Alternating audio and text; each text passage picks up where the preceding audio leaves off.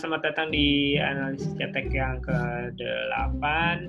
Kali ini kita akan bersama Mas Putra. Kenalan saya di sosial media ya, netizen bola gitu ya. Nah, beliau ini sering bicara soal industri sepak bola juga. Tapi daripada saya ngomong, mending Mas Putra silakan memperkenalkan diri dulu. Monggo. Ya, thank you Mas Putra. Ya, ini Putra ketemu Putra ya. Yeah. Dikit ya. Yeah. Halo teman-teman semua, kenalin gue Putra. Gue termasuk orang yang cukup sering berkomentar di sosial media mengenai dunia sepak bola profesional di Indonesia. Dan kebetulan kenapa gue juga suka komentar, karena gue punya background pendidikan yang mungkin cocok lah dengan dunia sepak bola. Kebetulan gue lulusan S2 dari Bournemouth University di Inggris, dan bidang yang gue ambil waktu S2 sport management juga. Jadi benar-benar menganalisis dan mengevaluasi praktek-praktek industri sepak bola atau industri olahraga yang berlaku di Eropa dan juga dibandingkan dengan apa yang sedang terjadi di Indonesia. Oke. Nah, hari ini thank you Mas Putra tadi penjelasannya, karena beliau memang lulusan sports management, jadi ini penting banget kita ajak beliau untuk ngobrol banyak soal Liga Indonesia lah ya. Soalnya kan sepak bola kita lagi menuju ke industri sepak bola. Nah, hari ini kita akan bicara soal valuasi sepak bola Indonesia ya. Kita coba bicara soal valuasi sepak bola Indonesia sama Mas Putra. Nanti kita akan merecord ini di YouTube dan di podcast. Jadi teman-teman bisa lihat di YouTube analisis cetek nanti untuk melihat materinya, karena beliau akan kasih paparan. Jadi kita juga bisa belajar lah dari pembicaraan ini. Biasanya kita cuma ngawang-ngawang ya. Sekarang kita bisa lihat ada gambarnya, visualnya biar lebih jelas. Oke, mungkin Mas Putra sebelum kita masuk ke paparan ya, mungkin ada sepatah dua patah kata dulu soal valuasi sepak bola Indonesia ini. Menurut Mas Putra gimana? Oke, jadi kalau kita bicara valuasi, ini mungkin bahasanya agak sedikit asing ya, karena kalau kita bicara bola kebanyakan bicaranya hasil skor pertandingan lah, atau suara supporter. Nah, jarang banget ada topik yang membahas dari sisi bisnis. Nah, valuasi itu kan sebenarnya berangkat dari pendekatan bisnis.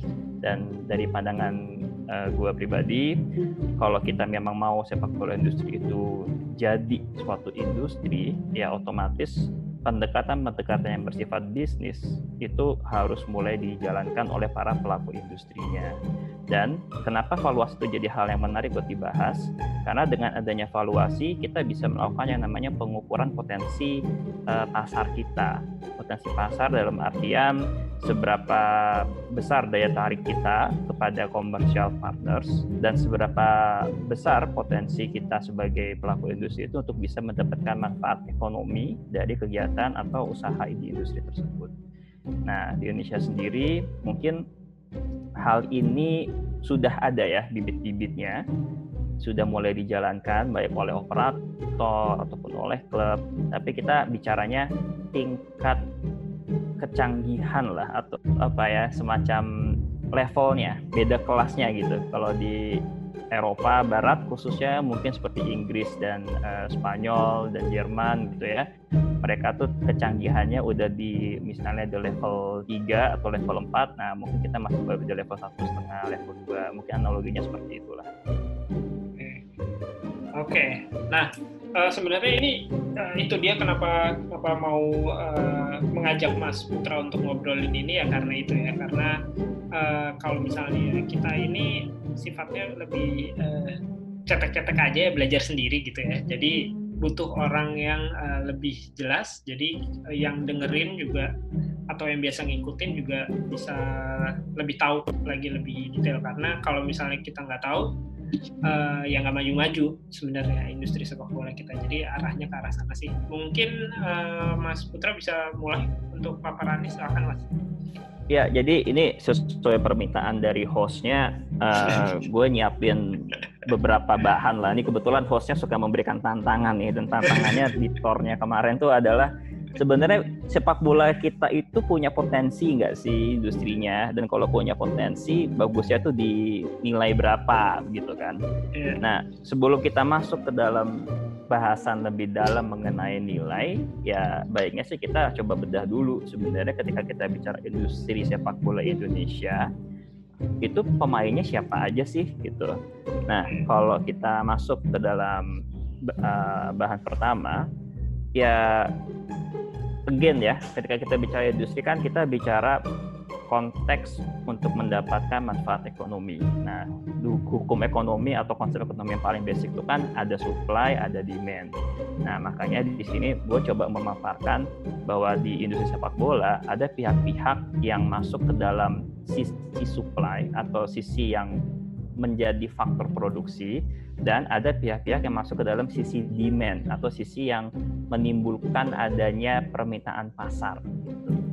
Nah, dari sisi supply itu gue ngelihatnya ada 5 pemain. Pertama tentunya si asosiasi atau federasi sepak bolanya sendiri. Kenapa mereka jadi pemain di sisi supply? Karena mereka lah yang membuat kebijakan dan arahan mengenai kegiatan sepak bola di negara ini, di Indonesia. Nah, di dalam asosiasi itu mereka juga punya membersnya siapa? Ya football clubs atau para klub sepak bola yang mereka menjadi anggota resmi dari asosiasi atau yang berpartisipasi di ajang resmi yang dikelola oleh si asosiasi atau dikelola oleh si competition operator atau operator kompetisinya.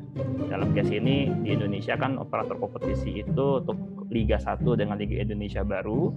Nah, kalau yang Piala Indonesia itu kemarin masih dikelola langsung oleh PSSI-nya. Gitu. Nah, itu baru 3 ya. Nah, sisanya kemudian siapa lagi dari sisi supply, otomatis mereka yang memang menghadirkan atau berpentas di sepak bolanya, yaitu siapa? Atletnya dan juga staf kepelatihan dari atlet atau tim yang bertanding di ajang resmi tersebut. Nah, itu sisi supply yang coba gue coba gue rangkum lah. Nah, dari sisi demand atau permintaan yang memungkinkan adanya potensi pasar di industri itu ada 4. Kalau kita bicara pasar, mungkin kita langsung bicaranya fans gitu kan, atau penonton sepak bola. Nah, yang kadang-kadang sering kita lupa bahwa di era industri yang namanya customer segment itu bisa jadi lebih dari 1. Supporter atau fans itu baru 1 jenis customer. Sisanya ada apa lagi? Kita bicara ada media-media pemberitaan. Kenapa mereka juga jadi sisi customer? Karena mereka butuh konten.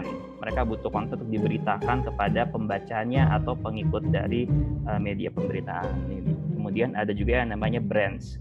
Brands itu maksudnya apa? Sponsor-sponsor yang masuk ke dalam entitas sepak bola itu. Apakah itu sponsor yang masuk ke liganya atau eventnya, ataupun sponsor masuk ke dalam klub. Kenapa itu mereka juga jadi customer? Karena ada motif ekonomi yang ingin mereka dapatkan dengan menjadi sponsor dari klub ataupun liga sepak bola. Yang terakhir dari sisi permintaan juga adalah broadcaster. Broadcaster itu apa sih? Sederhananya mereka adalah para pemegang hak siar pertandingan. Nah, kenapa ini menjadi sisi demand? Karena kalau kita coba pelajarin di beberapa artikel mengenai konten yang memiliki daya tarik tinggi, yang namanya pertandingan live itu selalu pasti outperform konten-konten yang sifatnya recorded atau apa ya, yang nggak live gitu. Yang namanya event atau pemberitaan yang sifatnya live, yang actual, yang saat ini sedang terjadi, itu pasti punya value lebih tinggi dibandingkan program ataupun konten yang sifatnya udah direkam sebelumnya. Nah, bagi broadcaster itu menjadi salah satu produk atau program yang bisa mereka tampilkan di platform mereka. Makanya mereka masuk ke dalam sisi demand, begitu.